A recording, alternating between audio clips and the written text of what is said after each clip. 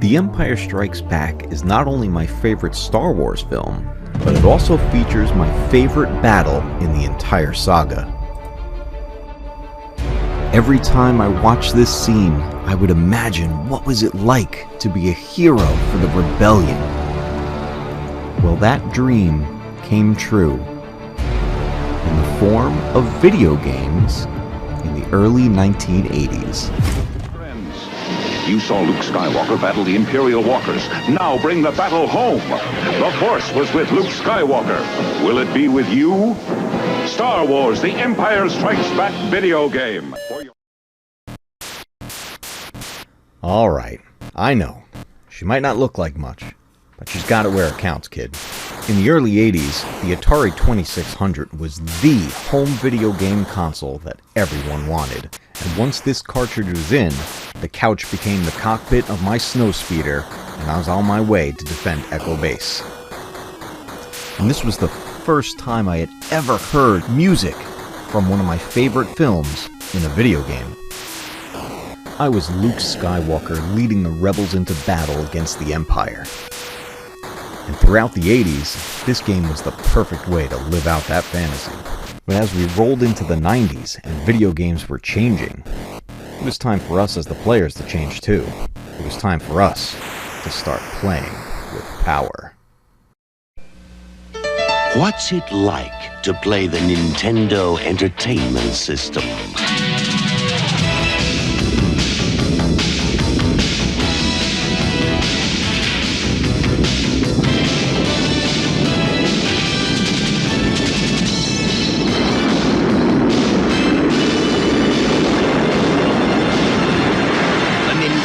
Entertainment System. Now you're playing with power. The NES let me play as Luke Skywalker, ride a Tauntaun, fight Imperial probe droids, take on a Wampa with a lightsaber, and more. But the moment of truth had finally arrived. The Imperial Walkers were on their way.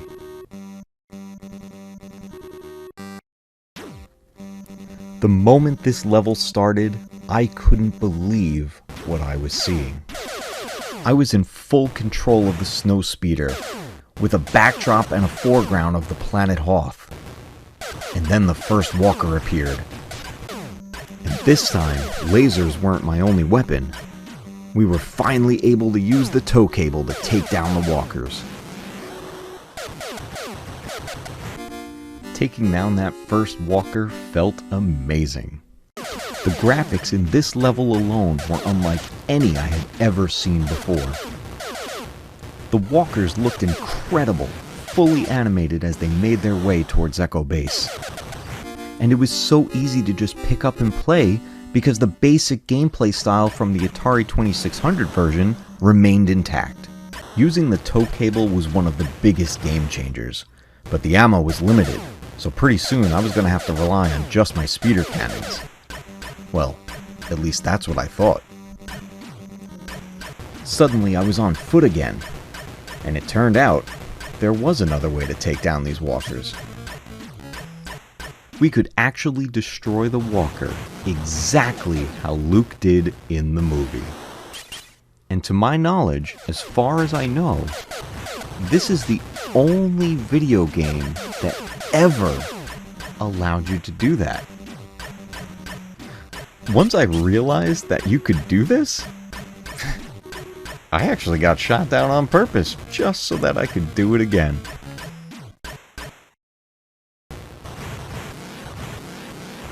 In the first few years of the 90s, I replayed this level more times than I could count. And while I was replaying this game every time I watched The Empire Strikes Back, technology was changing rapidly in the 90s, especially when it came to video games. It wouldn't be long before the battle for Hoth was taken to the next level. Hey! You still don't have a Sega CD? Huh? What are you waiting for? Nintendo to make one? You have seen the games, right? Wrong answer, man. Show 'em!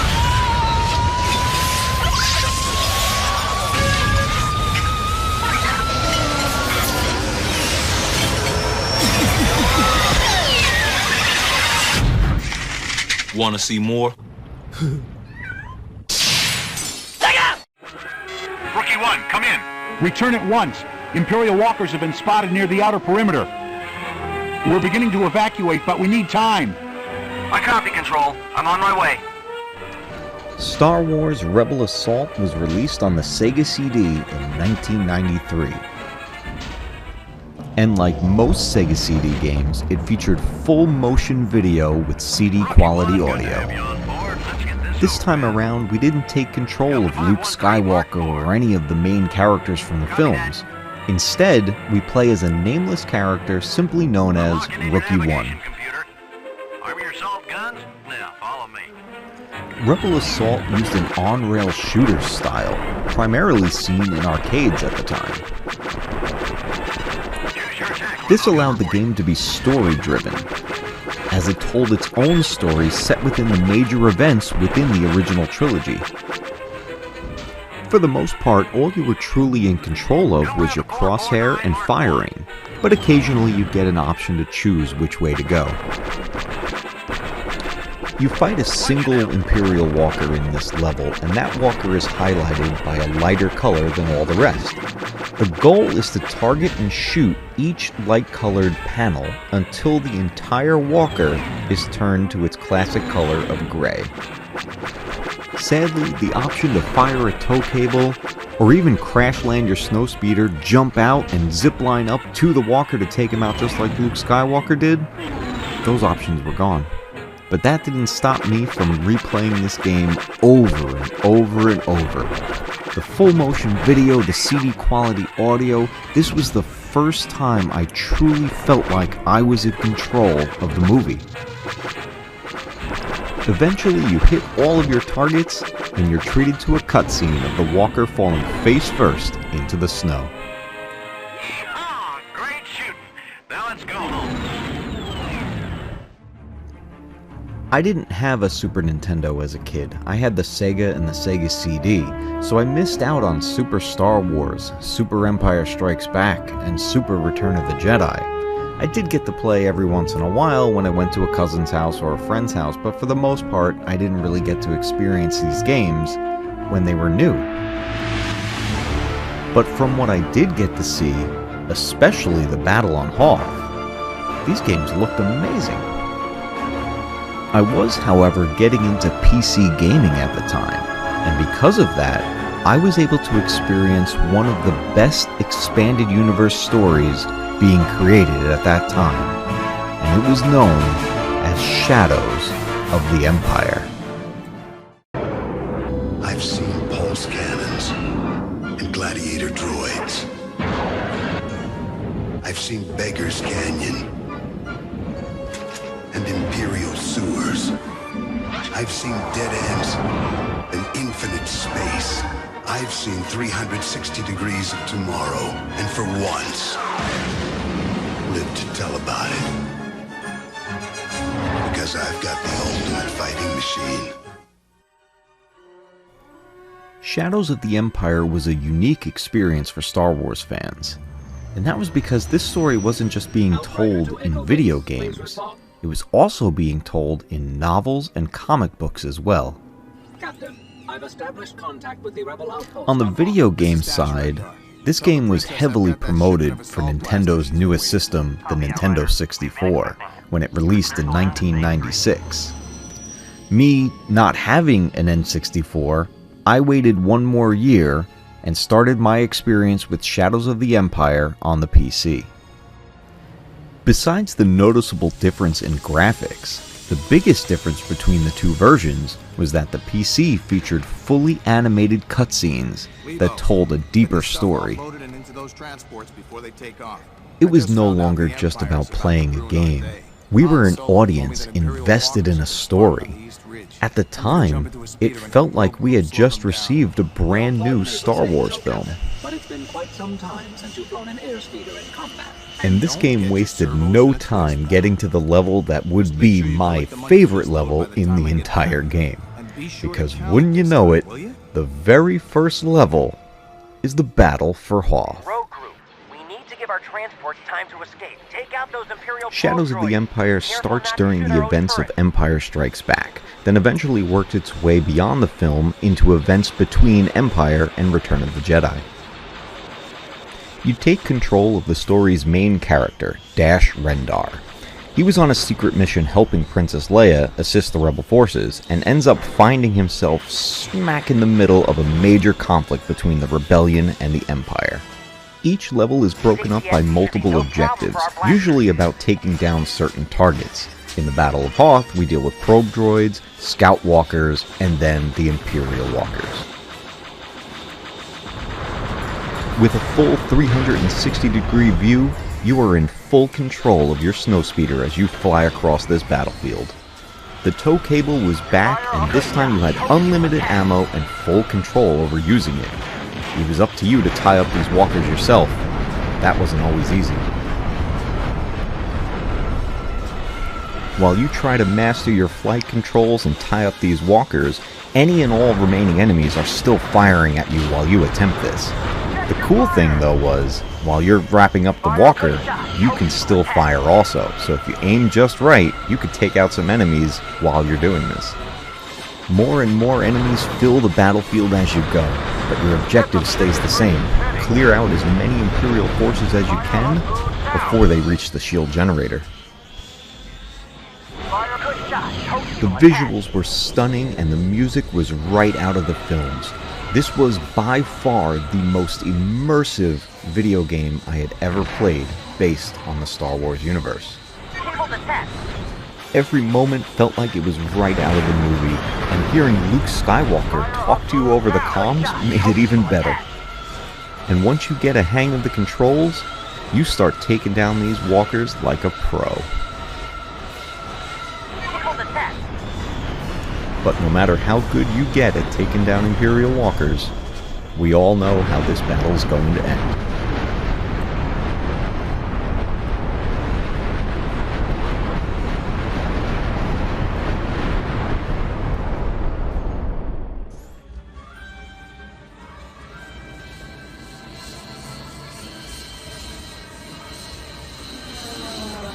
As the journey through Shadows of the Empire came to an end, a new developer joined forces with LucasArts.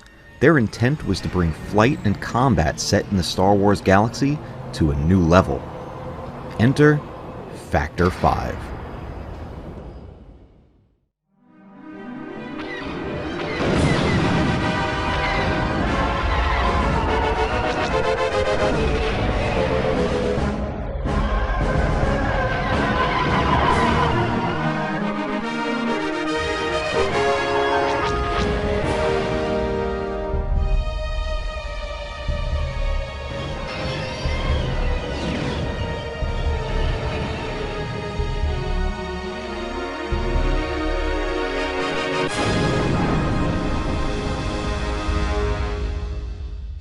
Just like Shadows of the Empire, Rogue Squadron was heavily promoted on the N64.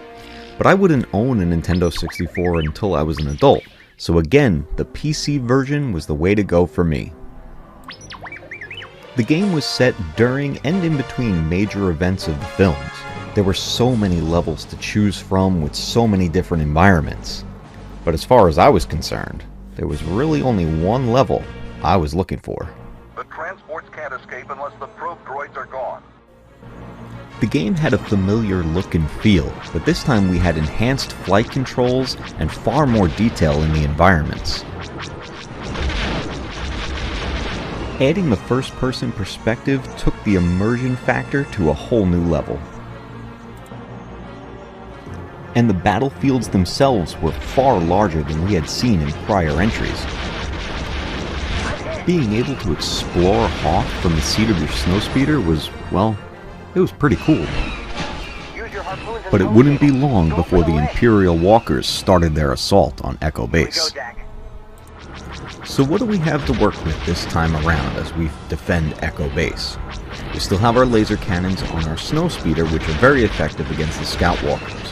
When it comes to the Imperial walkers, we're back to using the tow cables. and just like in Shadows of the Empire, it is a manual process that takes some time to get used to the controls. It gets a little tricky, and sometimes you even find yourself crashing into debris left behind from the vehicles you destroyed before.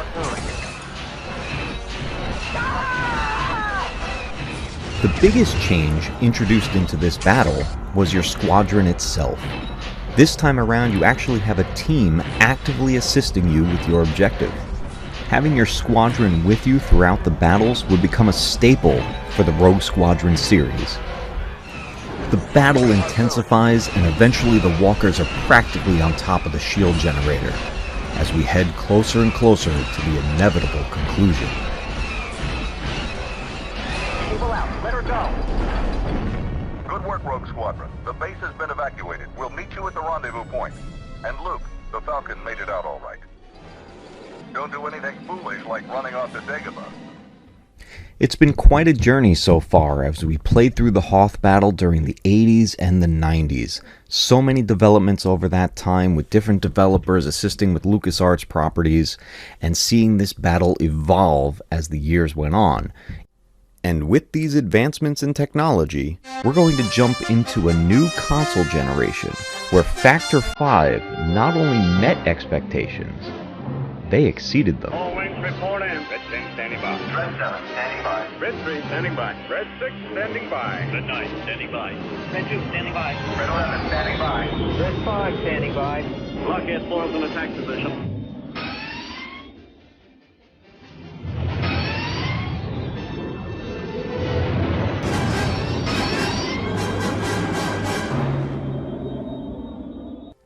A new console generation was upon us, and with Nintendo's GameCube released, one of its launch titles was one of the best Star Wars games ever made, Rogue Squadron 2: Rogue Leader.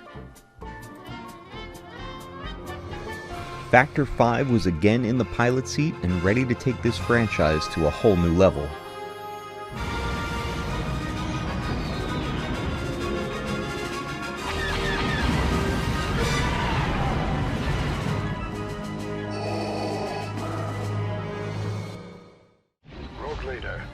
The battle for Hoth was again the level I was looking forward to the most, and it was so great getting to play a brand new Star Wars game on a brand new console.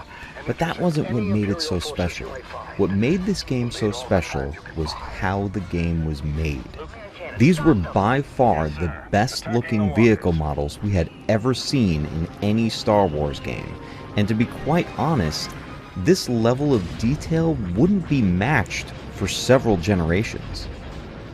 The gameplay elements from the prior entry remained intact, and as far as the controls, they were much tighter, much smoother, so you felt like you had much more control than you did before. So that made picking up and playing so much easier. Your squad mates were back, and you had a little bit more control over them this time around. You could have them form up with you, you could have them go after just the walkers, go after cannons, etc., depending on the mission that you were in. You really felt like you were in much more control of this battle. And the developers certainly weren't going to let these new vehicle models go to waste. Gorgeous cutscenes put these new vehicles on display. Every detail was there for us to see from multiple angles. We got close-up shots, we got far wide angles of the full battle, we got to see lighting, shadows, scorch marks, burn marks on these vehicles. We got to see every last detail that these developers created for us in this game, and it was absolutely beautiful. Wedge, I've lost my gunner. You'll have to make this shot. Recreating an iconic moment from the film allowed you to transition from playing as Luke Skywalker and go on to take control of Wedge Antilles to take on the rest of the Hoth battle. The cutscenes were also all used using the in-game engine, so transitioning from cutscene to gameplay was absolutely seamless. And getting a scene like this gives you a little bit of a preview of what you're about to do. Watch that crossfire, boys. Hobby, I've been hit. Echo Base Commander Skywalker is down. Wedge, lead the attack against the walkers. As you take control of Wedge, your squadron forms up on your wing and you move on to the part of the battle that everybody looks forward to. Just like in previous games, using the tow cables to take down the walkers was a manual process, so you are in full control of this. But with the control improvements brought to this game, it was a lot easier to tie up these walkers and keep it as cinematic as possible throughout the gameplay.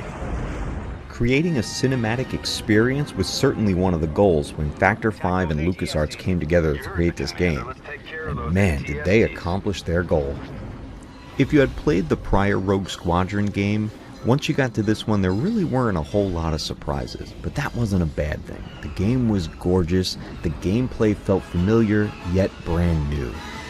And as always in the Hoth battle, we knew exactly where we were headed to get to the end of this battle. But this time around, there was a little more to do. The shield generator has been destroyed. Any and all remaining rebel forces, your orders are to retreat. Rogues, we need escorts for the remaining transports. There are X-Wing. For the first time, we were able to move on a little bit further and actually help the rebellion escape from Hoth. A new gameplay element was introduced into the series, allowing you to change ships during a battle. It was time to hop into an X-Wing and defend the shuttles while the rebellion tries to take off. For this sequence, you had to deal with TIE fighters and TIE bombers. The TIE bombers were your primary target as they were going after the shuttles. So how do you deal with the TIE fighters? Well, that's where your squadron comes in. You command them to deal with the TIE fighters while you go after the TIE bombers. And occasionally along the way, you take out a few TIE fighters of your own. Wave after wave of Imperial pilots swarm the area as each shuttle tries to lift off and make their way towards space. It's up to you as the player to make real-time decisions throughout this battle. You gotta decide, do you want your team to form up with you and take out the TIE bombers also, or leave them to the TIE fighters themselves? It's all up to you, and every decision matters. Once the final TIE bomber is taken care of, the rebellion can escape in the shuttles past the Imperial blockade above. Great job, Rogue Group. Now follow those transports and get out of here. We're all clear. Transports prepare for departure. We're leaving now.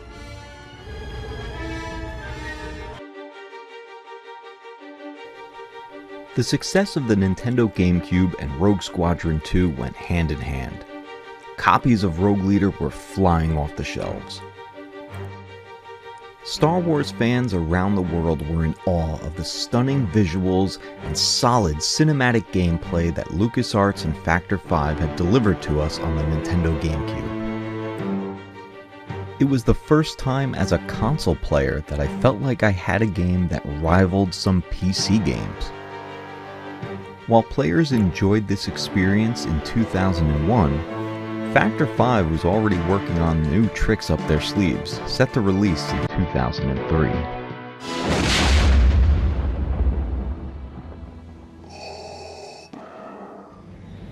Rebel Strike brought us back to familiar battles, but this time around LucasArts and Factor 5 decided to give us a different point of view when it came to taking on these battles. The first major change and most noticeable difference between Rogue Leader and Rebel Strike was this time we had actual scenes from the theatrical releases of the original trilogy spliced into the game. At this time, the special editions of the films were already long since released, so getting the chance to see any pieces of the theatrical cuts was a surprise to be sure, but a welcome one. I had mentioned that as far as I knew, the NES version of Empire Strikes Back was the only game to allow you to take down the walkers as Luke Skywalker with his grappling hook. Well, I am happy to report that I was wrong. I had completely forgotten about this section of this game. I hadn't played it in years, and it was something that slipped my mind. So when I sat down to replay this and saw this happen and took full control, I was so happy to be wrong. The amazing graphic design that we experienced in Rogue Leader was now brought to a ground level view. It was so intimidating to approach a walker on foot. getting to recreate that classic moment from the film the way we did back on the NES, except this time in a full 3D game, was so perfect and felt so right. Luke, I see a Tauntaun down there. Maybe it can help you get back to Echo Base. Over here, Commander Skywalker. As in prior entries to the Rogue Squadron series, each level is broken up into different sections. We started off this Hoth battle on foot, taking on the walkers like Luke Skywalker did in the film. We then get presented with riding a Tauntaun through the battlefield.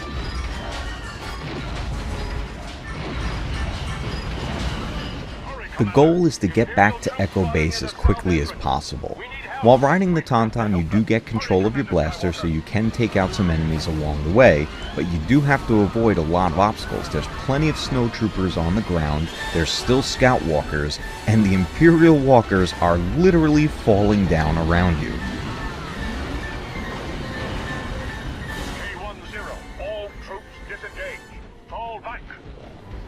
When the shield generator is destroyed, we're ordered to fall back. It's time to get back to our defense line and make our way to the newest section of the level.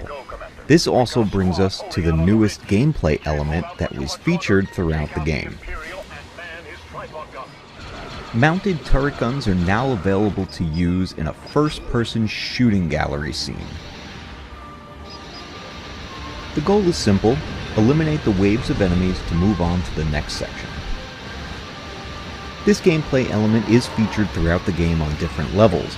The enemy styles vary from anything from stormtroopers to full-blown vehicles coming at you. In the case of the Hoth battle, we're taking on scout walkers and snowtroopers. Occasionally, even TIE fighters come flying in towards you that if your aim is just right, you can take them down too. We get to the next theatrical cutscene in the game, and it feels like we're at the end of the level. But Factor 5 and LucasArts had one more surprise for us for the Battle of Hoth.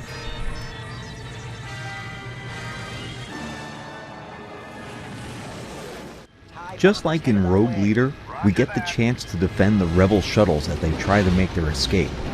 This time we're airborne, but we're not just dealing with TIE fighters and TIE bombers. This time there's TIE advanced fighters here as well, and there are tons of them. Your squadron is more important than ever, as there is no way you could take on this swarm by yourself. As you fly higher into the atmosphere, the clouds obstruct your view, but you can use your visual scanners to get a clearer view of your targets. The onslaught of Imperial fighters feels overwhelming as the shuttle pilots beg you and your team for help. Again, your choices as the player are so important. Do you keep your squadron by your side, or do you send them off to take on their own battles? By now, your piloting skills need to be on point as you maneuver through the skies above Echo Base. Watch out for those TIE bombers.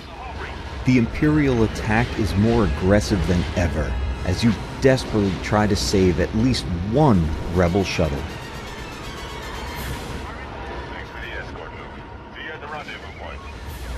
Finally, the shuttle finds an opening, and they're on their way.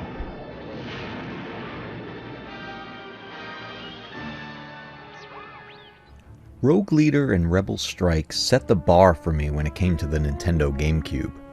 Though there were so many great releases on the GameCube, these two games were ones that I always came back to.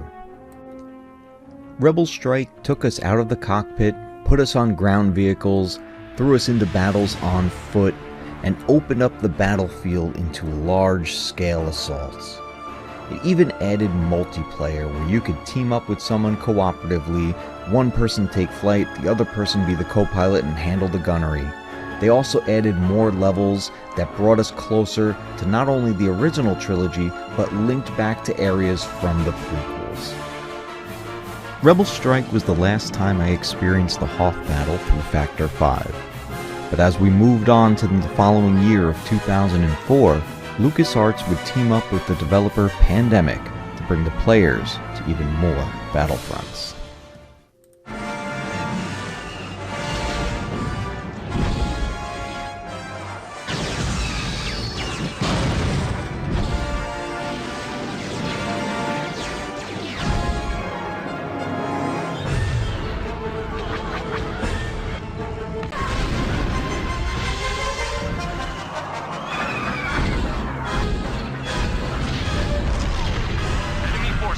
capture to command post.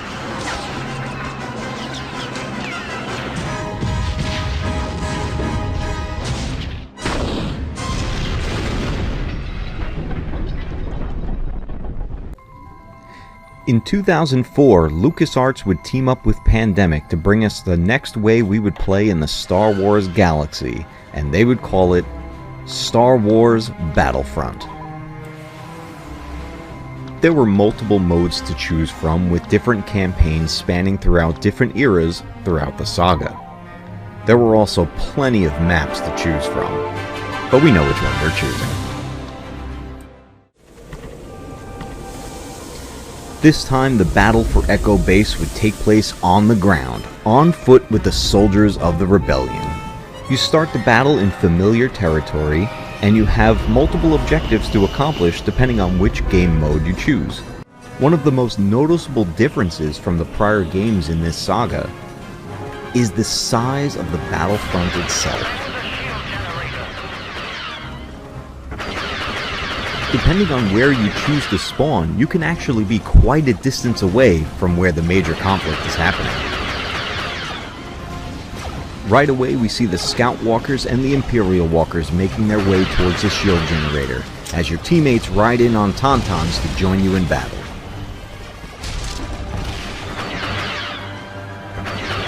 Suddenly, you notice a dark figure in the distance. Out of curiosity, you make your way towards him. But it wouldn't be long before you realize you just made a big mistake. Along with several soldier types that you could choose from on either side, there was the ability to call in a hero or a villain depending on which side you fought for. In this case, the Empire was able to call in Darth Vader. But unfortunately, the ability to actually control Darth Vader wouldn't come along until Battlefront 2 the following year. One of the best features of Star Wars Battlefront was the ability to jump into pretty much any vehicle you came across. In the case of the Rebellion during the Hoth battle, you could jump in the snowspeeders and try to take down the walkers. Now, in past games, you had the ability to use your cannons or your tow cables. In this case, it became very difficult to take down a walker with the tow cable because you required a co-pilot to be with you to fire that tow cable. And to be quite honest with you, to this day, I don't think I've ever successfully taken down a walker in the first Battlefront game using the tow cable. The primary objective in this game mode is to capture waypoints throughout the battlefield. The first team to either capture all of the waypoints and hold them, or eliminate all opposing soldiers on the other side, is the winner.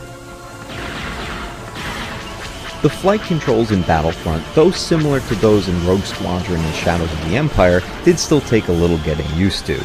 There was some added details like battle damage, so you get fire pouring out of your engines and smoke pouring towards you at the camera view, which did obstruct your view, but you did still have the option to choose cockpit mode and go into that first-person point of view. And as one last added bonus, the ability to ride a Tauntaun is back, and you can take this thing for a ride throughout this huge Battlefront. Alright, I know what you're all thinking at this point. Haven't we already seen this before? Every time out, taking control of the Rebellion and inevitably losing this battle no matter what we do? Well, that's where LucasArts and Pandemic gave us a different spin. It was finally time for us as the player to take on control of the Empire. And one of the best parts about being in the Empire was driving their vehicles.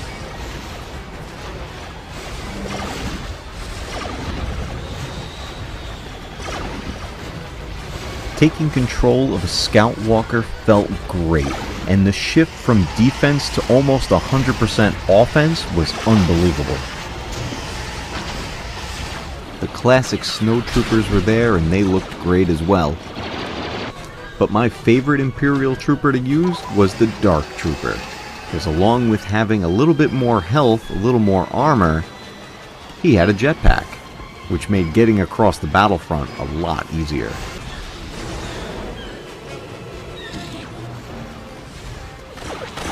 The shift from playing as the Rebellion to the Empire practically changed the entire way you played this game. You almost forget about capturing waypoints as you start taking out every rebel soldier you see. And back when the servers were still online for this game, players covered almost every inch of this battlefield. Unfortunately, the servers have been long since offline from the original Star Wars Battlefront. Well, we already rode a Scout Walker. Can we get in an Imperial Walker? Yes, you can.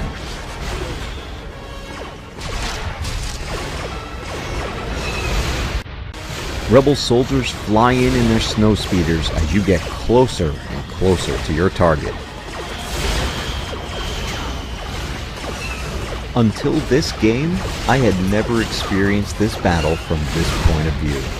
I was actually taking shots at rebels in their snowspeeders while every chance I had firing my armory at that shield generator.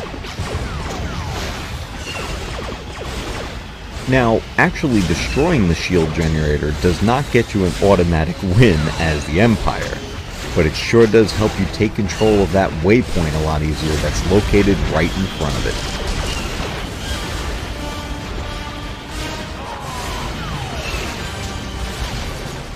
Star Wars Battlefront raised the bar for immersion in Star Wars video games. Players from around the world battle each other from all sides of every battlefront, taking control of the Rebellion, the Empire, the Republic, or even the Separatists.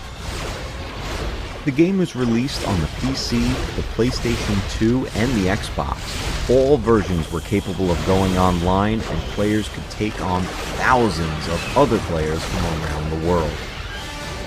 Star Wars Battlefront quickly became one of the most successful Star Wars games ever released by LucasArts. And even at the peak of the game's popularity, players wanted more. We all wondered what would it be like if we could play this game as our favorite heroes and favorite villains from throughout the saga. What if there was a story campaign we could play? Well, it wouldn't be long of a wait at all, because the following year, LucasArts would put out the sequel to Star Wars Battlefront. Victory is imminent. We've captured a command post. The first day of combat for the 501st was nothing like I thought it would be. We'd been training for years, bred for the sole purpose of fighting and winning this war. But nothing can prepare you for the reality of combat. The destruction, the chaos.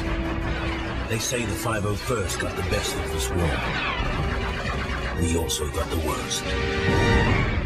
And it's only just begun.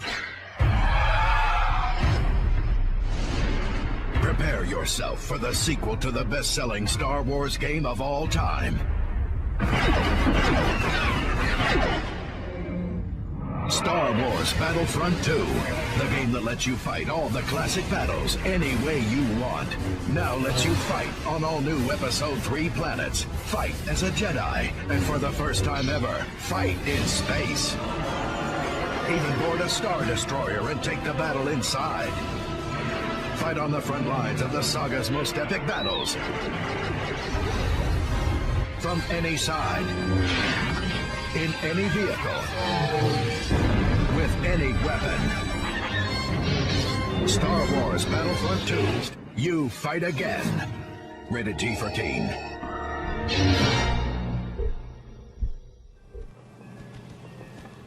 Battlefront 2 improved every aspect of the game. Coming off of Battlefront 1, it was a noticeable difference.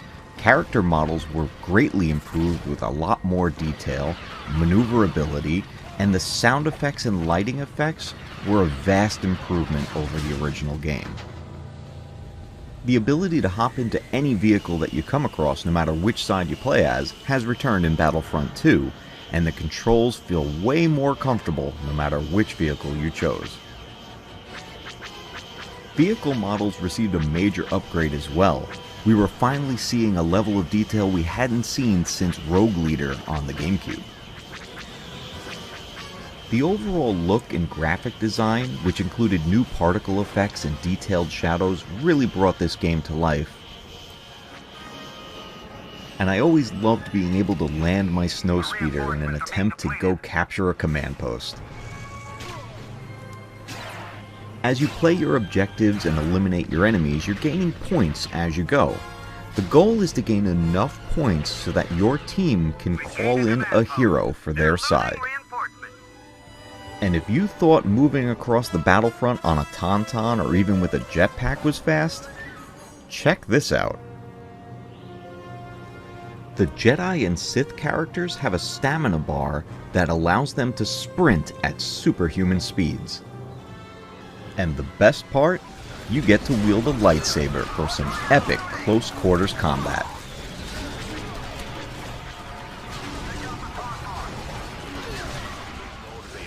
Sometimes they move so fast their feet don't even touch the ground. The power behind every swing made you the most formidable player on the battlefront. Charging into a crowded command post with Darth Vader struck fear into your opponents. Back then, seeing Darth Vader tear through a hallway full of rebels was just a dream. We could only imagine what this would have been like on film.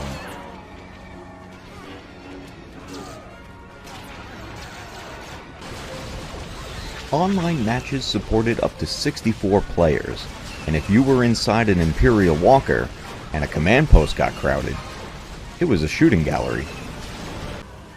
Seeing the battlefield fill up with players from around the world was always so much fun. And with the servers now back online for the original Battlefront 2, a new generation of Star Wars fans get to experience these battles for themselves.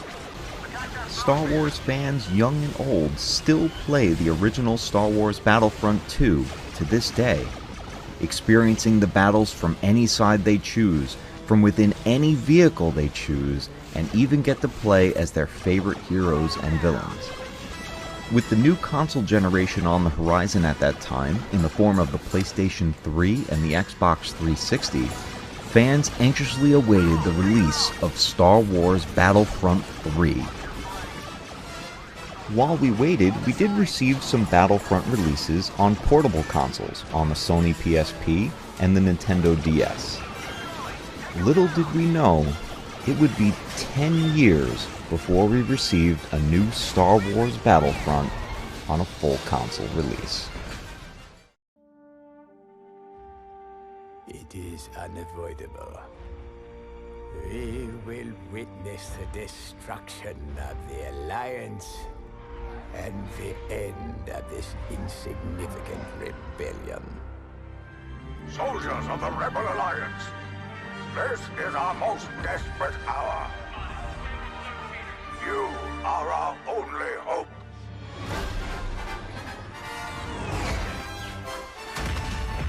Focus your attack on the walker.